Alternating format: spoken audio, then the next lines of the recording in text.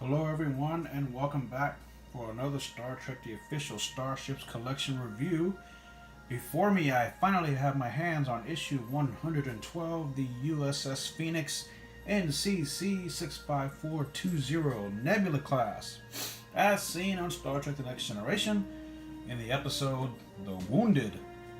So as you can see in front of me, in front of you, there is a magazine and what looks to be a really neat and awesome looking ship.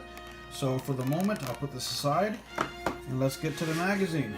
So you'll notice that it's pretty cool image there on the cover, a rather unusual view, I guess, from the stern rather than from the bow. And it is considered a Nebula class. It launched in the 2360s. 465 meters long, and it can go as fast as warp 9.5. Turn the page, and the usual magazine layout follows. Stand assembly guide and more specification information. Again, it is considered a Nebula class. It was constructed on the 40. Sorry if I'm saying this wrong, but the 40 Erdani A Starfleet yards. In the 2360s, 466 meters long, approximately 750 members of crew, warp 9.5 at the top speed, phaser emitters, photon torpedoes, and of course its captain is none other than the warden of Shawshank. The captain, Benjamin Maxwell. Turn the page. You have another kind of cool CGI rendering of the ship, different from the cover, and some text and a screenshot from the episode, and more on Captain Maxwell and the Phoenix, and of course the Cardassian fight and all that. And the centerfold splash page showing you where the various components are, and so on and so forth. And here's the design section or magazine filler from season 4. And this talks a little bit about some of the art and technical things that went on during that season. And here's more magazine filler, but nevertheless turned out to be a very interesting read. This talks about the thought process and all the other things that went on during season 4, many of which have become fan favorites today. And fans will recognize Mark Alamo as Gul Macet, the captain of the Cardassian cruiser. And this marked the first appearance of the Cardassians in Star Trek history. And of course, Mark Alamo is known for his role and portrayal as Gul Dukat on DS9. Turn the page and more on that. And more on that season 4, and more on that.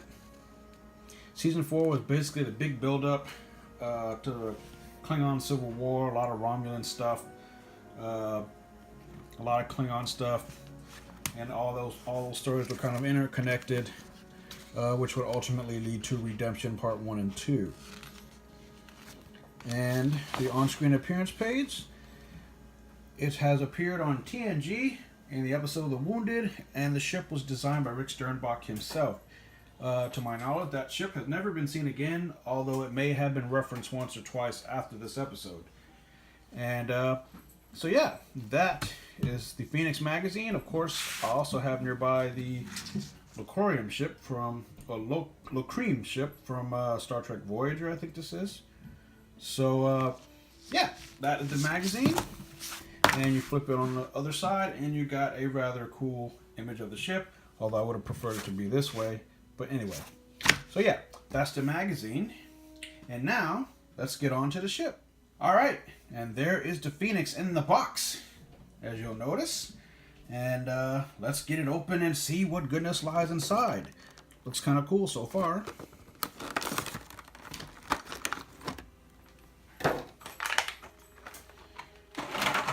Alright, and here we are.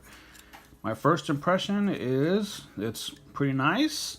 Got your Starfleet registry there, USS Phoenix, NCC-65420. Saucer section is metal.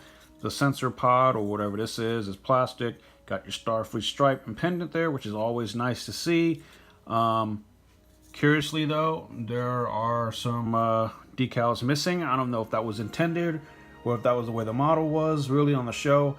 I looked at the magazine, I looked at screen caps from the episode the other day, and the registry can clearly be seen on the underside of the hull. So I think this is just a model issue, which is a bit of a disappointment. But on the bright side, we have Starfleet stripes and pendants here all across, but no registry here. The registry is also curiously missing from the nacelle struts and the back, the stern of the vessel as well. But other than that, overall, it is very solid, very nice. It arrived in one piece. My nacelles are not bent or anything like that. The sensor pod is on. Everything is nothing's wobbly or anything like that. It's a very, very nice model. And this will be the second Nebula class that we have in the collection thus far. The first being the USS Honshu, and this is the Phoenix, probably the most famous next to the Farragut. And you know, the only difference between this and the Honshu is the sensor pod. The other one is pointed, and the other one seemed to be more standard for the Nebula class, and this one is more of like a sensor dome or whatever that is. So yeah, that is the Phoenix. I'm very grateful that it's in the collection. I like the idea now that we are starting to get a Federation ship with every shipment for the last 2 or 3 months or more. It seems like every other shipment is, or every shipment has at least one Federation starship in it, along with an alien ship, which is a very nice idea, considering that early on in the collection, you know, it wasn't quite that way. You get a couple of alien ships or a couple of obscure alien ships from maybe Voyager, Enterprise, or something like that, and it would be maybe a couple of more months before we got a Federation ship. But now it seems, again, as I've said, we're getting them almost frequently now, which is great. As of this video, the collection has been extended to what, 160, 160, and that may possibly be extended to more, good or bad, depending on how your wallet feels about this situation, and of course space issues like mine. But I'll be here until the very end, and of course sharing it with all of you.